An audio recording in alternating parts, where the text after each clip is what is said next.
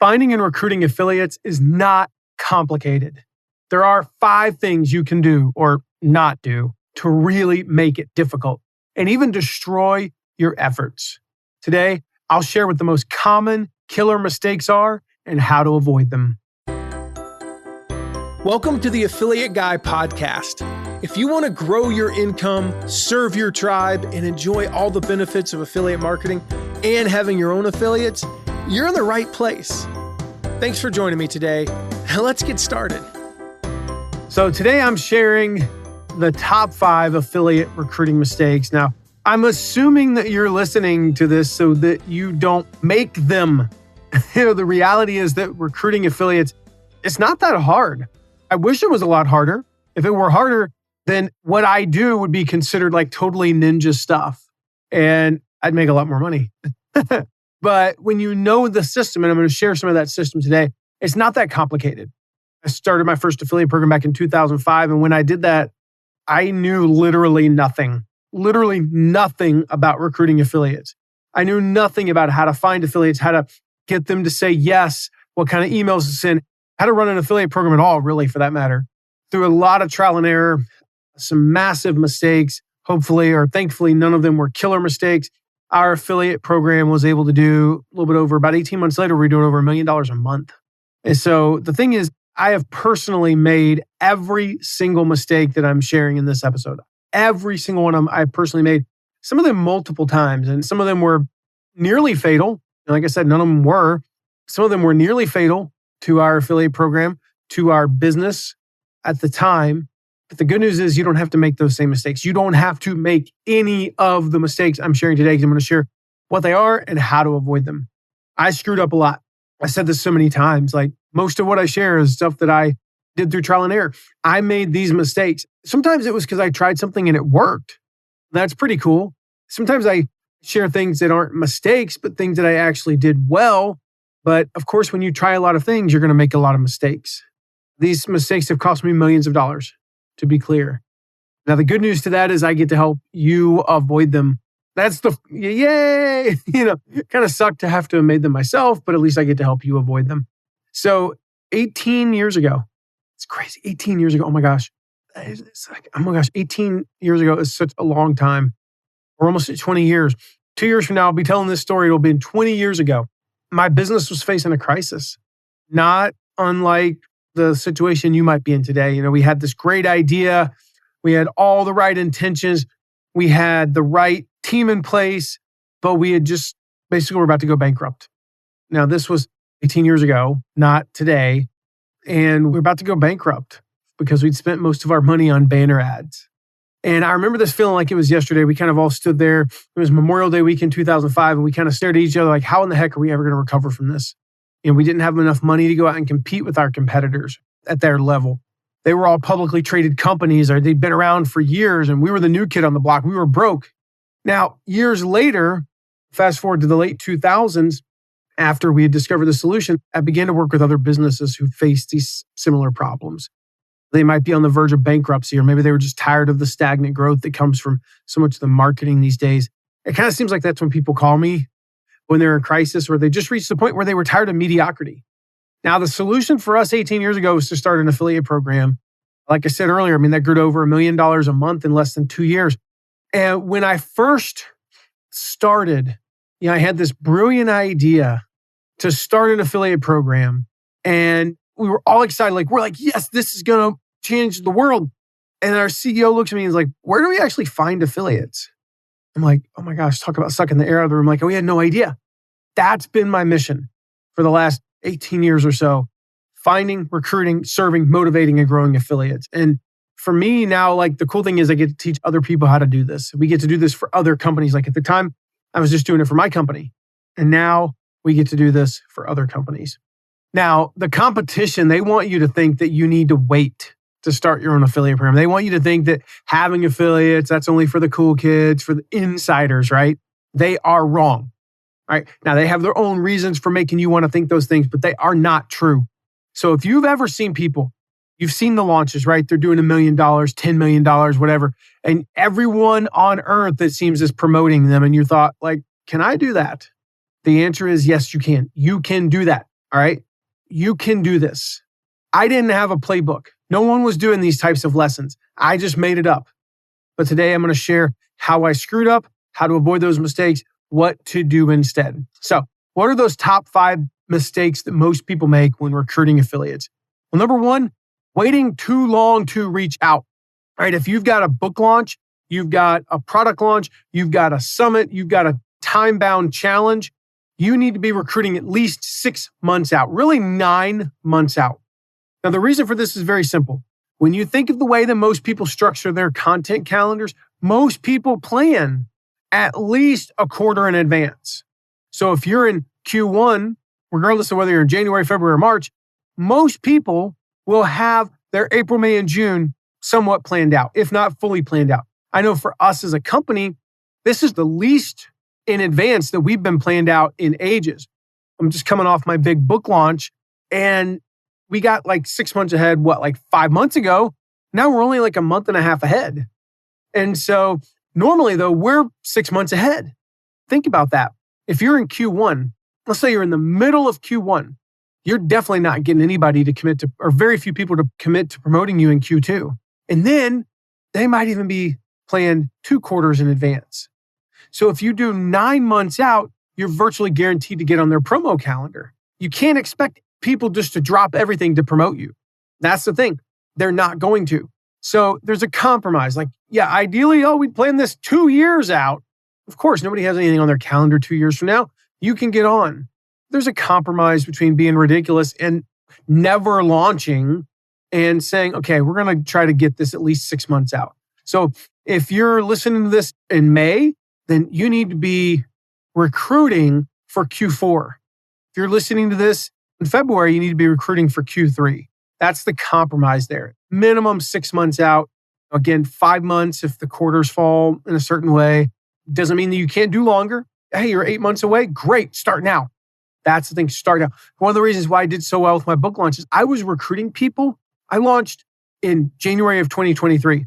I was recruiting people in mid-2021. In the middle of 2021, I was recruiting people to write endorsements for the book, to promote the book, at least seeding that early on. Now, if you've only got 47 days before your launch, that doesn't mean you don't reach out. You just need to understand that the results are going to be smaller. Okay? You need to temper your expectations because you're not going to probably do some massive launch if you're just starting 47 days out or whatever. Mistake number 2, limiting the types of affiliates that you recruit.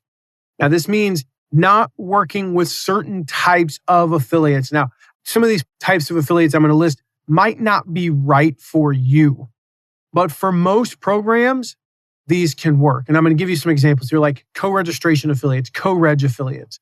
These are people that are promoting other products and then they promote your offer in conjunction with their offer. So this is done a lot of times like on lead generation niches, but it can be done with all kinds of different products. And I'll just give you an example. When I was in the insurance industry, this is that very first affiliate program 18 years ago, some of our top affiliates were mortgage companies. And these mortgage companies would say, hey, you're applying for a mortgage and you fill out the application. We already know all the information basically that we need to know for a homeowner's insurance. So check this box and then answer a few additional questions to get information about homeowner's insurance. If you're applying for a mortgage, you're a perfect candidate for shopping for homeowner's insurance. The reality is, I would venture to say that 50% of homeowners insurance shopping is done on new home purchases. I'm not saying that people never shop their home insurance. Like we're getting ready to shop our home insurance because it's been 10 years and we just kind of wonder what if we could save a few $100 a year, why not? But it's been 10 years. That's my point there. But when we were first shopping, getting a house, yeah, that's when we shopped. And they were great leads because we got the perfect people. We got all the information. The key for us was making sure they filled out a few other pieces of information so we didn't make it too easy for them. So I think we had 4 additional questions we asked that they didn't ask on the mortgage application. And then we got that whole lead to be able to sell to our agents. So co-reg affiliates can be great affiliates. Coupon affiliates. These are exactly what they sound like. Affiliates who promote deals and coupons to their audiences. These are sites that cater to customers who are looking for a discount or sale. Now, to be clear, if you don't currently have coupons or discounts available for products, I am not saying that you need to create coupons just to use this type of affiliate. All right. Some products should never be discounted. Like our courses, for example, are not discounted. That cheapens the brand. But if you do have coupons or discounts, you definitely want to use these affiliates. Now, a lot of people are like, I don't want to have coupon affiliates, I don't want people going to look for, like finding these deals or whatever. Again, they cater to people who are looking for discounts or deals. They're not like overriding your stuff, generally speaking. That's not what the researchers found. Their audience are the types of people that if they see a discount, they jump on it. You could argue that that's an irrational way to buy things, but it is what it is. I'm not trying to change people's psychology of how they buy stuff. I'm trying to tap into it and utilize it, take advantage of it. And so if they're the type of person who's looking for a deal and they will buy your thing that's normally $100 and it's discounted to $80 because of a discount, and that causes them to buy, would you rather have them buy 2 things at $80 or 0 things at $100? What's the math on that, right? I'm not a genius, but any number times 0 is, 0. So just think about that. So if you have coupons, you definitely want to use coupon affiliates. Now, loyalty affiliates, some people call them incentive affiliates. These can also be very effective affiliates. They're called loyalty affiliates for a reason. The people they reach are very loyal to them. So like Ebates, right? My wife uses Ebates. So we travel a ton for our business, for pleasure, for our kids' soccer. I don't even know. Like, I'm not even talking about houses. We stay in houses a lot when we travel for longer vacations, but I don't know, we're in hotels 80 nights a year probably. And she uses Ebates. And we get like, I don't know how much money. I have no, you'd have to ask her. I have no idea how much money we get, but I know it's thousands of dollars a year that we get back. Pretty much all from like major purchases. And so basically someone purchases a product, they get, say, a $10 cash incentive back. Ebates in this case is the affiliate. So they might make $15 for referring the business. They give 10 of it back. And so that encourages their loyal subscribers to purchase through them, with the reward being that the customer gets a percentage back. And essentially the affiliate, like I said, is taking part of their affiliate commission, giving it back to the consumer as a cashback incentive. So again, if this doesn't fit your program, don't do it. But if you do have opportunities to work with loyalty affiliates and coupon affiliates, could be very good. Nonprofit affiliates. These are charitable organizations, PTOs, parent-teacher organizations, people who use affiliate promotions as a fundraiser for their organization. And essentially, they tell the organization that a percentage of each purchase, their affiliate commission, is donated to the organization. Now, if you don't think nonprofits can be effective and profitable, when I worked with Shutterfly's affiliate program, the first year that we built the nonprofit program, we did more than $8 million in sales. That's the first year. I'm just going to leave that at that. Like, I don't know how much they're doing today. That was a decade ago. We did $8 million the first year. We didn't even barely built that thing up. So there's tons of different types of affiliates, pay-per-call affiliates, retargeting affiliates. If you want to know all of the places to find affiliates, go get my report, Your First 100 Affiliates. It's just mattmcwilliams.com/first 100. mattmcwilliams.com/first, FIRST 100. I'll put that in the show notes as well. I've got all the stuff listed there. But the gist here is like, don't make the mistake of limiting the types of affiliates that you recruit. Oh, I only got to have people who are just like me, or I don't want whatever. Maybe like saying, I only want men as affiliates. I can see a couple of niches where that might be relevant, but in most niches, it's not. It's a ridiculous way of doing business. So don't limit who you can possibly work with. Number 3. Now, this might seem counter to what I just shared, but it's not. Not focusing on one type of affiliate to start. All right. So the best way to explain this is to kind of explain a little bit of my story, which I took over the affiliate program for Shutterfly back in 2011. And we were looking to get into working with different types of affiliates. And the CEO at the time basically was like, hey, we want to get mommy bloggers, and we want to get photographers, and we want to get these nonprofits. We want to get schools and hospitals and loyalty sites and all the stuff I just talked about, right? Like, okay, so how is this different? And I was like, whoa, let's slow down. What we need to do, we need to pick one type of affiliate, and I want to dominate that niche for the next 6 months to a year. And I decided that it was going to be mommy bloggers. I earned the nickname like a year later, king of the mommy bloggers. It's kind of weird. And I realized that mommy bloggers don't want to be called mommy bloggers, but that was what we called them. And it was like mommy blogs, right? And so we want to dominate that for about a year. So we went out and only types of affiliates we actively recruited. Did we have others who came to us? Absolutely. Did we accept them? Sure. The only types of affiliates we actively recruited were mommy bloggers. We focused on getting them left and right. Just every day, like boom, 10, 20, 30, 40 new mommy bloggers. We're going to get them to sign up. We're going to get them promoting. We incentivize them. We went crazy getting them. And it got to the point where after about 7 months, we had like a few thousand mommy bloggers who were in this affiliate program. And it got to the point where at the end of like 6, 7 months, we had probably 3,000, 4,000 mommy bloggers in this affiliate program.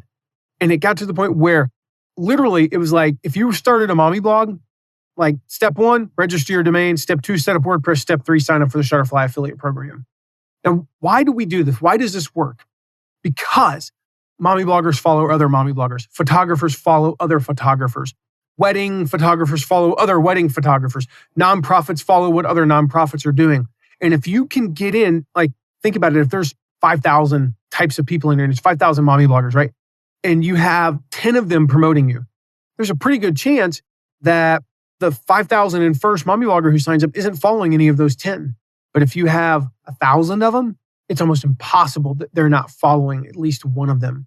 And actually what starts to happen is it gets to the point where they're following numerous people and it seems like you're everywhere. And then they start to come to you. Those first 400 or 500 mommy bloggers that we recruited, we worked our butts off to recruit them. Hours for each one. I'd probably say at least 2 hours on each of the first 500. 1,000 hours collectively between our team. We busted it. Months later, they were just coming to us in droves. And then from there, we went to photographers first. Went to the photographers and said to the photographers, like, boom. And we focused on wedding photographers and we got all of them to sign up. And then it was like portrait photographers. They came to us. And then we went to the nonprofits. And even within the nonprofits, we first focused on children's hospitals. And then we went from there and focused on other types of nonprofits. And then we went to PTOs and PTAs. And yeah, it sped up each time because we began to get some more organic growth in them just coming to us. But that's how we did it. We focused on one type of affiliate to start and one type of affiliate at a time for the first couple of years. And it requires discipline to do that. And you just got to go all in on that one type. The fourth mistake, sending a first reach out message that is too dang long. When I first started reaching out to affiliates, I sent these long, verbose emails with like all sorts of details. Here's about our company and blah, blah, blah. Here's some stats and here's some links and you'll go read this and all that stuff. Totally wrong way to do it. No one reads them. So we have a goal in our company or a rule in our company. We call it the 4-sentence rule. Now, occasionally I'll let us clients use a 5th sentence, but the key here is make your initial contact short. 3, 4, 5 sentences. Your goal is not to get a yes response right away. It is not to share everything with them about your product or your program. Your goal is simply to inspire enough curiosity. They write back with the 3 magic words, tell me more. If you want to get a copy of my number 1 affiliate recruiting email, my number 1 email for finding affiliates, just go to mattmcwilliams.com/best email. And I've got my number 1 affiliate recruiting email there. You can get it for free at that URL. So mattmcwilliams.com/best email. We'll put that in the show notes as well. The key, as you'll see, is it's a short and sweet one. I'm not trying to get them to go, oh my goodness, I have to promote this. Yes, please sign me up. No, it's like, it's got to go, yeah, a little interested. Tell me more. Or can you send me more info? That's all we want in that first email. That invites me to write I sent them 4 or 5 sentences first email. Now the next one I can write 8, 9, 10 sentences. And then they respond back and say, sign me up. Now I can send them longer emails saying, here's the promotional material. But if you try to send all that stuff in the first one, it's not going to get read. The other thing is links lower deliverability. So if you got links, well, don't include those. Shorter emails are more likely to be delivered. Unformatted emails are more likely to be delivered. So keep it simple in that first email. And then the last mistake number 5, one that I made early on, but quickly remedied. Number 1, this kind of 2 mistakes tied in together. Not inviting customers to become affiliates and avoiding those smaller affiliates. This first one, not inviting your customers. This is something our clients get. We have a new client, Shane Sams, from Flipped Lifestyle. I mean, this guy gets it. He reaches out to us and he's like, I want you to do for me what you've done for these other clients. Like they referred him to us. And he said, I get it. Like we're going to start with my customers. We're going to start with my audience. We're going to start with the people who know, like, and trust me. We're going to start with the people that have an intimate knowledge of my product and a personal success story, and that they're going to defend me. And we're going to build an army of those affiliates. He's like, I know that they're not big. They don't have 20,000 people on their list. They're not going to make thousands of sales individually or even tens of sales individually. He's like, I know that most of them are going to make 1, 2, 3 sales, but when we add them up, we're going to build an army. And he even we have a Slack channel. He's the one that named it. It's called the Affiliate Army. It's what I've talked about so often, right? What better source of promotional partners? What better source of affiliates than your customers? Most people never do this though. Like I said, they have an intimate knowledge. They have a success story. They know, like, and trust you. They'll defend you. You couldn't ask for better promoters. And part of the reason why people don't do this is that these affiliates are typically small. We all want the big whale affiliate, right? We want oh man, if I'm going to sell a book, I got to get on Oprah. Why not just go on 100 other podcasts that are more targeted to your niche anyway? You don't need to be on Oprah. We all want that big whale affiliate. That's not how I said earlier, I built my first affiliate program over $1 million a month in 18 months. I didn't build it on whales. I built it on a lot of small affiliates. Brandon Miller. Still remember, hey, Matt, it's Brandon. He was from Western North Carolina. If he called me up today, I'd recognize his voice. Made a couple $100. Never made more than a couple thousand in a month. It wasn't a big affiliate. I was told that working with smaller affiliates isn't worth the time. Rather than have 100 small affiliates each making a few sales, I was just going to go get 4 or 5 affiliates who make hundreds of sales. Now, there's 3 problems with this strategy. Number 1, you put all your eggs in a few baskets. All right? You put all your eggs in just a few baskets. You get 5 big affiliates and one of them quits. You just lost 20% of your sales. That kind of sucks. You have 1,000 small affiliates and you lose 20 affiliates. Oh well, 2%. I can live with that. Not 20%. Number 2, you miss out on growing those smaller affiliates who remain loyal for life.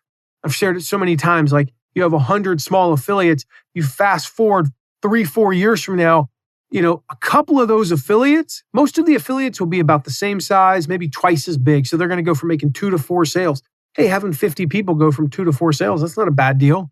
A few of them are going to be out of the business. They're going to go from making 1 sale to no sales. A few of them are going to be about the same size. A few of them are going to triple the 10x. You're going to go from making 2 sales to 15 sales. Hey, that's pretty cool. But 5, 6, 7 of them are going to hit it huge. They're going to be 100 times bigger, 200 times bigger, and they will always remember that you were the one who gave them a chance. There's a reason why I just was on Anik Singh's show. Anik is huge today. Multiple 8-figure business. You know why I'm friends with Anik Singhal? And I get to be on his show and talk about my book and talk about how we launched the book and do all kinds of cool things with Anik and why he's like, I'm going to work with your company to run my book launch. It's because 17 years ago, he was a small affiliate for me. And I treated him like he was a rock star. Nobody knew who he was. He still remembers that. So number 2, you miss out on those small affiliates. And the third problem is you miss out on the chances to test things. One of the things that you can do with small affiliates is run some tests. Start off with those small affiliates, run some tests, try some things. They act like guinea pigs. So we're doing this with our clients, like we're just trying a few things. And sometimes it works and sometimes it doesn't, but we learn. We make small mistakes. And so the solution here, work with those smaller affiliates, train them, share what's working with them, build this army of loyal evangelists, invite your customers, train them, nurture them, build that army. Build your affiliate army, your customer army. So number 1, mistake, waiting too long to reach out. Start a minimum of 6 months out. Number 2, limiting the types of affiliates you recruit. Try working with some co-reg affiliates or coupon affiliates or nonprofits or pay-per-call or retargeting affiliates. Go grab that report at mattmcwilliams.com/FIRST100, first 100, your first 100 affiliates, and find some different places to get affiliates. Number 3, not focusing on that one type to start though. Just because you're going to try some different types doesn't mean early on that you don't start with one type. Doesn't matter what type it is or what niche it is, niche it down and really dial in and get your messaging and work with those types of affiliates to start. Number 4 mistake is sending that first message that's too long. So go grab the template, mattmcwilliams.com/best email. Grab your template. And number 5, not inviting your customers to become affiliates and avoiding working with those smaller affiliates. Instead, build that affiliate army. So, hey, I'd love to hear from you, your biggest takeaway. Make sure you text me at 260-217-4619. We'll put that number in the show notes as well. Text me and just let me know what your biggest takeaway was. I'd love to hear from you. Like, which of these 5 is going to be like the mistake you're going to focus on not making over the next few months? I've got links in the show notes again to my best affiliate email, recruiting email, my number 1 affiliate recruiting email, your first 100 affiliates report. We got links to Find Affiliates Now if you want to go check that out. And make sure you hit subscribe so you don't miss the next episode, how to create recurring affiliate revenue promoting membership sites. So we're going to talk about, we've talked a few, some number of episodes ago about how to run an affiliate program for membership sites. Well, we're going to talk about now how to promote membership sites and create that monthly revenue, which is super awesome. Even if it's just a few $100, like when you have it coming in every single month. I know we get PayPal deposits. Now we have multiple things and some of them are over, I think we have a couple that are consistently over $1,000. We don't have any that are much over $1,000 in monthly revenue. In fact, I think we only have 2 and neither one of them's over $1,300 or $1,400. But we have a bunch. Like we have like 7 or 8, 9 things that are between $200 and $600. But when you add that up, it's like, man, we're getting $5,000, $6,000 just every month recurring. And it goes up. It seems like every quarter, like the $400 one will go up, like $15, $20, something like that. Some of the other ones are going up and it's like, that's just like our floor. We could literally do nothing and sell nothing of our own. And we'll just make like $6,000 next month. Now that pays for like 1 team member, but still, my point is, it's nice when like, especially if you're a solopreneur or have a small team, you can have a nice little floor of a few $1,000s doing nothing. Pretty cool. So that's what we're going to talk about in the next episode, how to create that recurring revenue promoting like monthly and other recurring membership sites. So make sure you hit subscribe so you don't miss that one. I'll see you in the next episode. Thank you so much for listening today. Remember to check out all of our deep dives into affiliate marketing at theaffiliateguy.tv.